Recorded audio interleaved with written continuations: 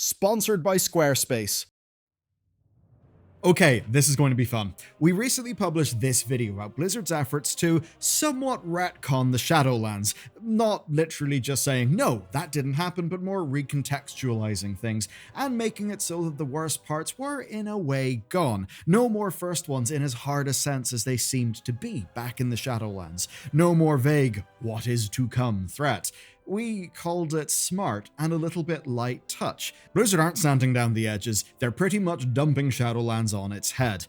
And a lot of things that we thought we knew have kind of changed. So this is what's happening. In patch 11.2.7, Arator visits his aunt Sylvanas over in the Shadowlands, and since the jailer died, she has been saving souls from the Maw. Essentially, the souls attack her, they scream at her, and of course many are there because of her. But then Sylvanas drops a little bit of a bombshell. She's traveled the Maw for years now, and she says she's noticed something, that it all feels too familiar, that the whole machine of death feels convenient, that the Shadowlands are too ordered. Of course, for those in the know, calling something ordered in the Warcraft verse is basically code. Code for built by the Titans. So, did Sylvanas just imply that the Titans built the Shadowlands? Is Blizzard truly dismantling the Shadowlands lore? What the hell is happening? Well, that is what we're going to find out today. Whenever people send me things, first impressions count. And that's where today's sponsor, Squarespace, can let you make that strong first impression so you actually get through to the people you want to get through to.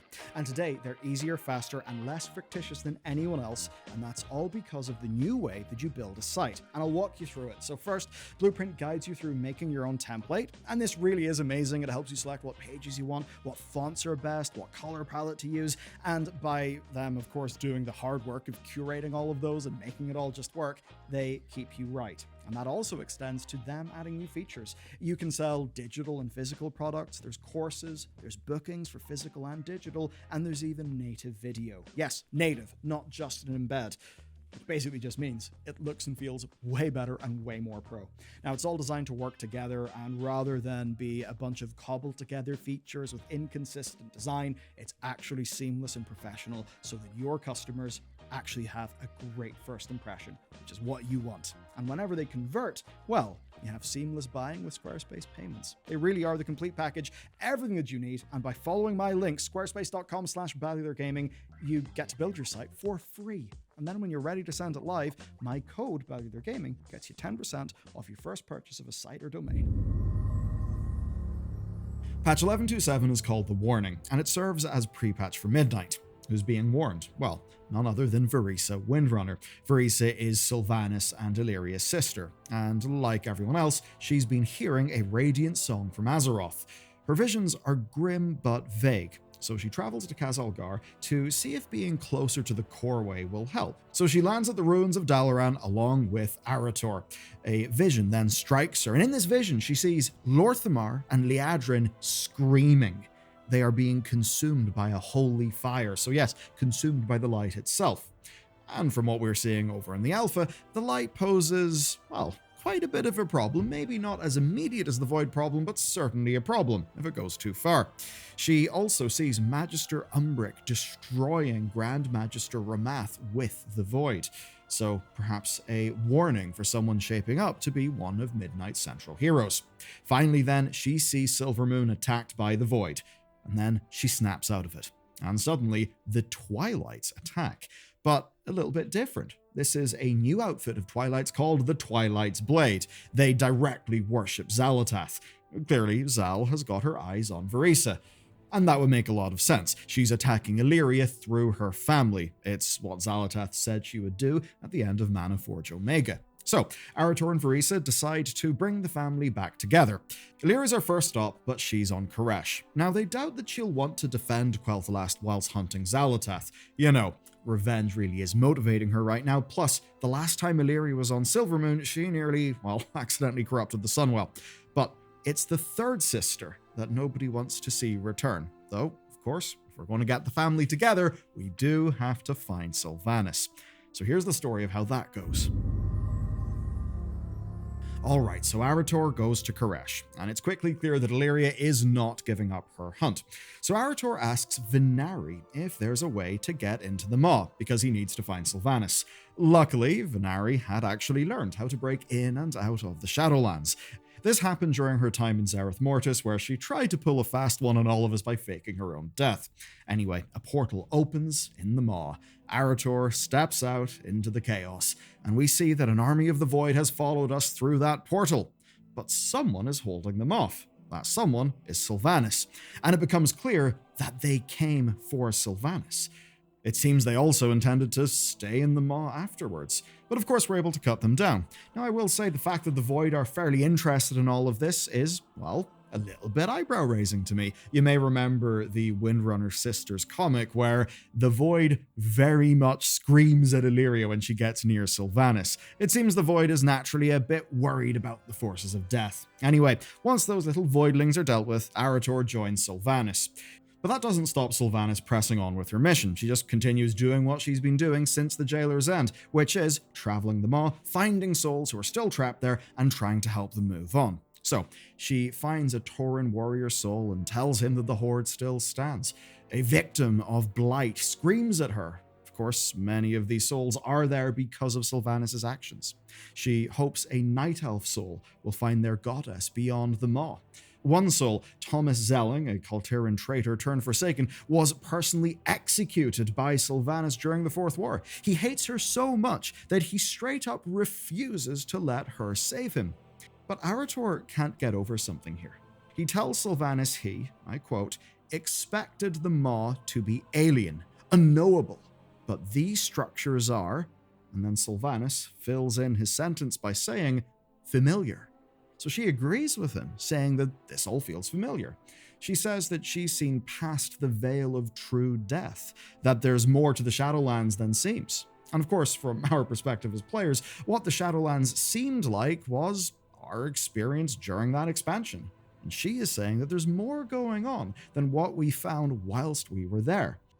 In the end, Sylvanas says her penance is not up, that she cannot return to Azeroth, so we may not see her in Midnight. But that is not nearly all that she had to say. Here's the bombshell. You have noticed, have you not? The Maw, the Shadowlands, all of it. The question that has plagued me since the Jailer's demise. I know the truth of death better than most. This, it is too convenient, too ordered. Let that sink in then. Sylvanas, after saying there was more going on in the Shadowlands than she'd initially thought, after saying the structures in the Maw are familiar to the people of Azeroth, is now saying that the Shadowlands is too ordered.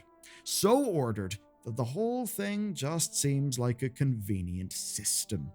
In lore code speak, she's implying the Shadowlands are a construct of the Titans. Of course, she's doing that right as we're diving into the heart of a saga dominated by the return of the Titans. And in a most unexpected place, in the Maw. That can't be coincidence. And if it's true, it changes much about the Shadowlands, much that people think. I mean, the general thought had been that the first ones built everything, but then Chronicle Volume 4 somewhat retconned them out of relevance. They still do exist, but they're relegated to being a myth believed by the people of the Shadowlands. That is a myth likely planted by the Titans. What we're doing here is playing with the idea that the Titans actually made the Shadowlands, but before Sylvanas' revelation, it still was not totally baseless speculation. Take a look at Oribos, the central locus to this machinery of death. It was described as being made out of a specific ore. The brokers could find it nowhere else in the Shadowlands, so it was hinted that it was brought to the Shadowlands from elsewhere. That's one pretty major clue. In Zereth Mortis, we found the Forge of Afterlives.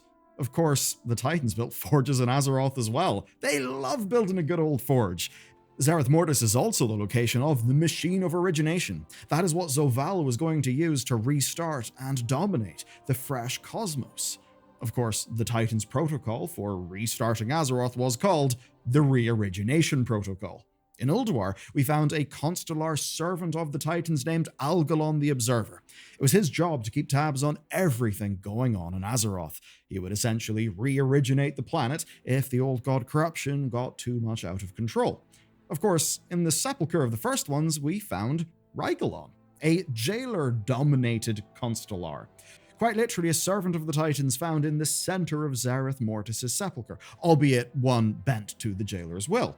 How did he get there? Who left him there? Did he have a mission like Algalon? Was he observing something? And of course in Korthia, we found all sorts of crazy stuff. But the most significant was the core of an unknown Titan. Quite the thing to find just lying around the place.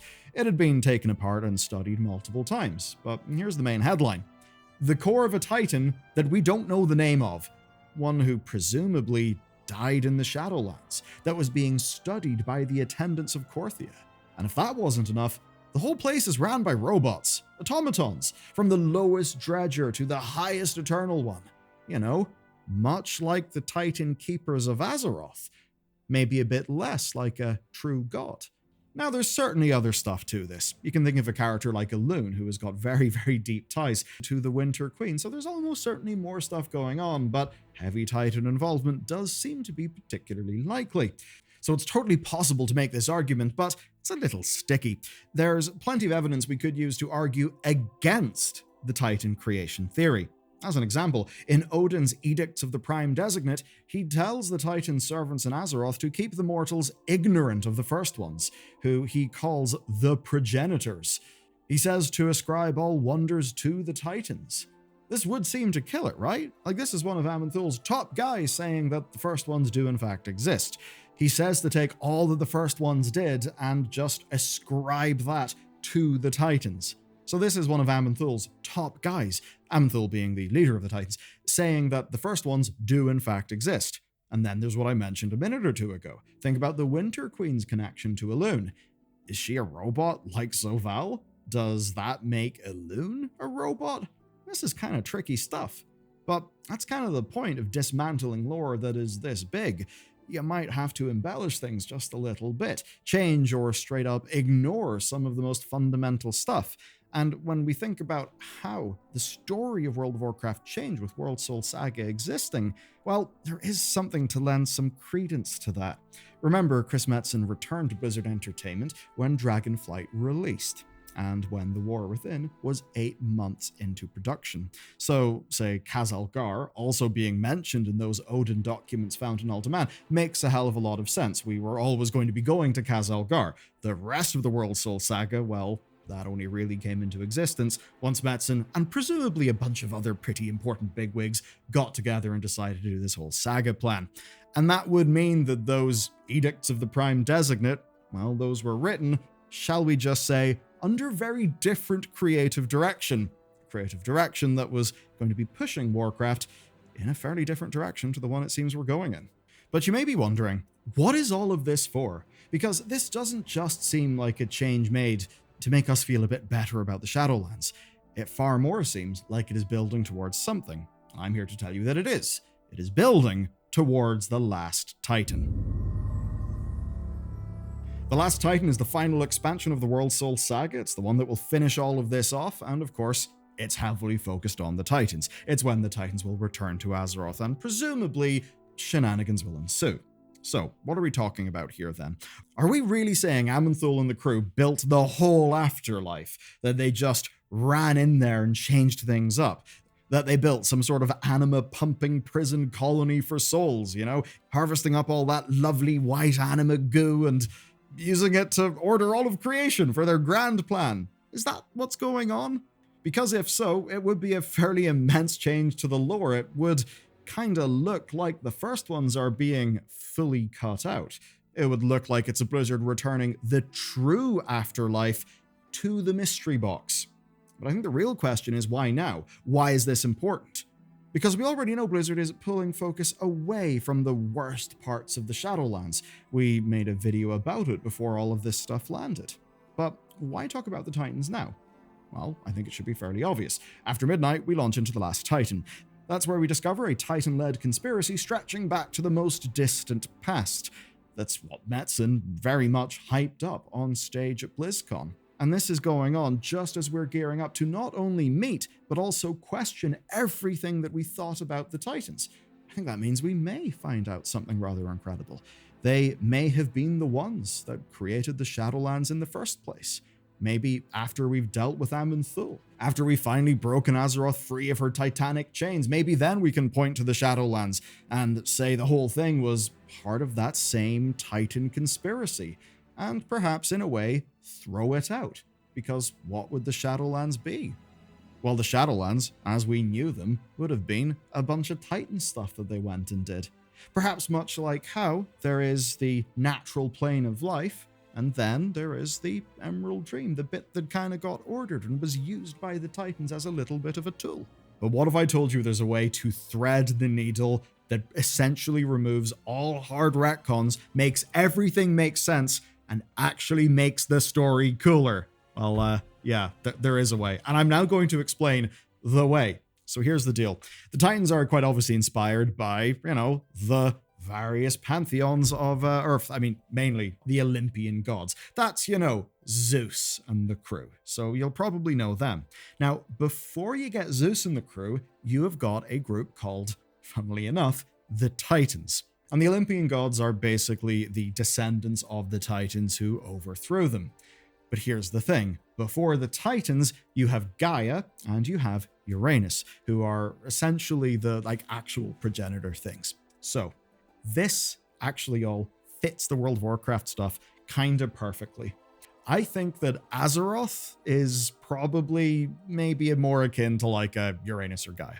I think the first ones are probably more akin to the Titans. I think the group that in Warcraft we call the Titans are basically more akin to the Olympians. So I have to imagine that there was a form of primal creation. But gods being gods, they have squabbles, they have power struggles. So I think whenever Odin is talking about don't mention the first ones, ascribe all of their wonders to the Titans, yeah, I don't think he's necessarily lying.